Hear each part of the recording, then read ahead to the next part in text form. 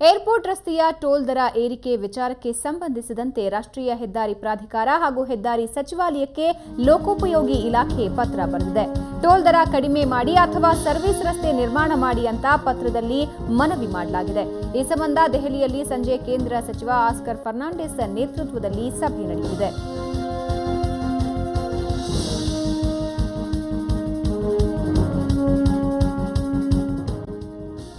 Airport ರಸ್ತೆಯ toll ದರಕ್ಕೆ ಸಾಕಷ್ಟು ಪ್ರತಿಭಟನೆಗಳು ವ್ಯಕ್ತವಾಗಿದ್ದವು.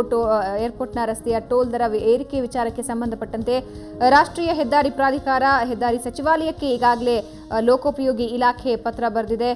ಈ ಮೂಲಕ ದರವನ್ನು ಕಡಿಮೆ ಮಾಡಿ ಅಥವಾ ಸರ್ವಿಸ್ ರಸ್ತೆಯನ್ನ ನೀಡಿ ಅಂತ ಈ ಪತ್ರದಲ್ಲಿ ಮನವಿಯನ್ನ ಮಾಡಲಾಗಿದೆ ಅಂತ ಹೇಳಲಾಗಿದೆ.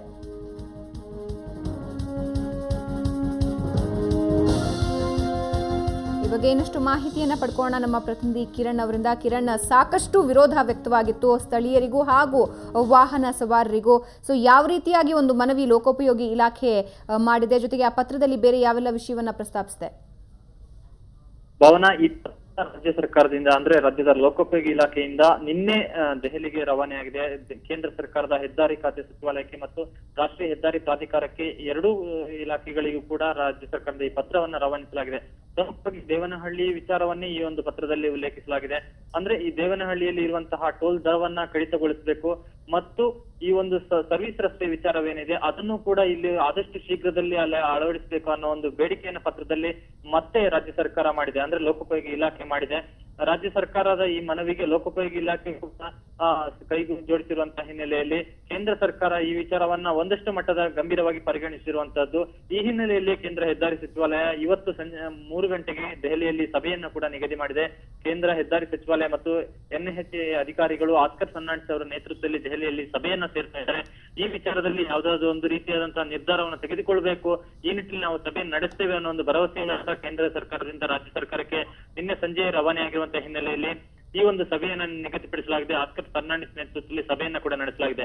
ಕೇಂದ್ರ ಸರ್ಕಾರಕ್ಕೆ ರಾಜ್ಯ ಸರ್ಕಾರ ಮಾಡಿರುವಂತಹ ಮನವಿ ಈ ಒಂದು ಸರ್ವಿಸ್ ರಸ್ತೆಯನ್ನು ನಿರ್ಮಾಣ ಮಾಡಬೇಕು ಅಥವಾ ಟೋಲ್ ದರವನ್ನ ಕಡಿಮೆಗೊಳಿಸಬೇಕು, ಈ ಎರಡು ಬೇಡಿಕೆಯನ್ನ ಪ್ರಮುಖವಾಗಿ ಉಲ್ಲೇಖಿಸಿ ಯಾವುದಾದೊಂದು ರೀತಿಯ ಪರಿಹಾರವನ್ನ ಇಲ್ಲಿ ರಾಜ್ಯ ಸರ್ಕಾರಕ್ಕೆ ನೀಡಲೇಬೇಕು. ಜನರಿಗೆ ಈ ಪ್ರಯೋಜನವಾಗುವಂತಹ ಒಂದು ನಿರ್ಧಾರವನ್ನ ಹೆದ್ದಾರಿ ಸಚಿವಾಲಯ ತೆಗೆದುಕೊಳ್ಳಬೇಕು ಅನ್ನೋ ಒತ್ತಾಯವನ್ನ ಮಾಡಿರುವಂತಹ ಹಿನ್ನೆಲೆಯಲ್ಲಿ ಕೇಂದ್ರ ಸರ್ಕಾರ ಈ ಒಂದು ಸಭೆಯನ್ನ ತೆಗೆದುಕೊಳ್ಳುವಂತಹ ನಿರ್ಧಾರವನ್ನ ಮಾಡಿದೆ. ಇವತ್ತು ಆಸ್ಕರ್ ಫರ್ನಾಂಡಿಸ್ ನೇತೃತ್ವದಲ್ಲಿ ಸಭೆ ನಡೆಯಲಿದ್ದು ಯಾವ ಒಂದು ರೀತಿಯ ನಿರ್ಧಾರವನ್ನ ಅಲ್ಲಿ NHAI ಅಧಿಕಾರಿಗಳ ಜೊತೆ ಚರ್ಚಿಸಿ ಆಸ್ಕರ್ ಫರ್ನಾಂಡಿಸ್ ಅವರು ತೆಗೆದುಕೊಳ್ತಾರೆ ಅನ್ನೋದನ್ನ ಕಾದು ನೋಡಬೇಕಾಗಿದೆ. ಭಾವನಾ, ಓಕೆ, ಸಾಧ್ಯತೆಗಳ ಬಗ್ಗೆ ಮಾತನಾಡೋದಾದ್ರೆ ದರ ಇಳಿಕೆಯ ಸಾಧ್ಯತೆಗಳು ಹೆಚ್ಚಿನ ಮಟ್ಟಿಗೆ ಕಂಡು ಬರ್ತಾ ಇದೆಯಾ ಅಥವಾ ಸರ್ವಿಸ್ ರಸ್ತೆ ಒಂದು ಬೇಸಿಕ್ ನೀಡ್ ಏನಿತ್ತು, ಒಂದು ಕಡೆ ಟೋಲ್ ಸ್ವೀಕರಿಸ್ತಾರೆ ಅಂದ್ರೆ ಅದಕ್ಕೆ ಒಂದು ಸರ್ವಿಸ್ ರಸ್ತೆ ಖಂಡಿತ ಇರಲೇಬೇಕಾಗಿತ್ತು, ಅದರ ಕೊರತೆ ಇಲ್ಲಿದೆ. ಸೊ ಸಾಧ್ಯತೆಗಳ ಮಾತನಾಡೋದಾದ್ರೆ ಯಾವ ರೀತಿಯಾದಂತಹ ಪರಿಹಾರ ಹೊರಬೀಳೋ ಸಾಧ್ಯತೆ ಇದೆ? ಭಾವನಾ, ಇಲ್ಲಿ ನಾವು ಸಾಧ್ಯತೆಗಳ ಬಗ್ಗೆ ಮಾತನಾಡುವಂತಹದ್ದಾದ್ರೆ ಇಲ್ಲಿ ದರ ಇಳಿಕೆಯದು ಅತಿ ಶೀಘ್ರದ ಪರಿಹಾರ ಇರುವಂತದ್ದು. ಇಲ್ಲಿ ಕೇವಲ ದರವನ್ನ ಕಡಿತಗೊಳಿಸುವಂತ ಮಾತ್ರ ನಮಗೆ ಇಲ್ಲಿ ಅತಿ ಶೀಘ್ರಕ್ಕೆ ಆಗುವಂತಹ ಪರಿಹಾರ ಇರುವಂತದ್ದು. ಸರ್ವಿಸ್ ರಸ್ತೆ ನಿರ್ಮಾಣ ಮಾಡಬೇಕಾದ್ರೆ ಇಲ್ಲಿ ಖಂಡಿತವಾಗಿಯೂ ಕೂಡ ಏಕಾಏಕಿ ಸರ್ವಿಸ್ ರಸ್ತೆ ನಿರ್ಮಾಣ ಮಾಡುವಂತಹ ಒಂದು ತೀರ್ಮಾನವನ್ನ NHAI ತೆಗೆದುಕೊಳ್ಳುವಂತಹ ಯಾವುದೇ ಸಾಧ್ಯತೆಗಳಿಲ್ಲ.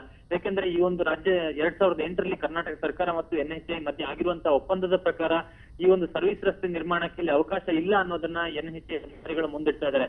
ಒಂದು ವೇಳೆ ರಾಜ್ಯ ಸರ್ಕಾರದಿಂದ ತೀವ್ರ ಒತ್ತಡ ಹೆಚ್ಚಾಗಿ ಸರ್ವಿಸ್ ರಸ್ತೆ ನಿರ್ಮಾಣ ಮಾಡಲೇಬೇಕಾದಂತಹ ಬೇಡಿಕೆ ಇಲ್ಲಿ ರಾಜ್ಯ ಸರ್ಕಾರದಿಂದ ಮುಂದಾದ್ರೆ ಖಂಡಿತವಾಗಿ NHAI ತಕ್ಷಣ ಸರ್ವಿಸ್ ರಸ್ತೆ ಮಾಡುವಂತಹ ನಿರ್ಧಾರ ತೆಗೆದುಕೊಳ್ಳೋದಿಲ್ಲ. ಆ ಬಗ್ಗೆ ಒಂದು ಸಮಿತಿಯನ್ನು ರಚಿಸ್ತೇವೆ ಅಥವಾ ವರದಿಯನ್ನು ತರಿಸಿಕೊಳ್ತೇವೆ ಅನ್ನೋ ಒಂದು ಕಾರಣವನ್ನ ಕೊಟ್ಟು ಅದನ್ನ ಮತ್ತಷ್ಟು ಮುಂದೂಡಿ ಮುಂದೆ ಕೇಂದ್ರದಲ್ಲಿ ಅಧಿಕಾರ ಹಿಡಿಯುವಂತಹ ಒಂದು ಸರ್ಕಾರಕ್ಕೆ ಈ ಒಂದು ತೆಗೆದುಕೊಳ್ಳುವಂತಹ ತೀರ್ಮಾನವನ್ನ ನಿರ್ಧಾರವನ್ನ ಬಿಡುವಂತಹ ಸಾಧ್ಯತೆ ಇದೆ.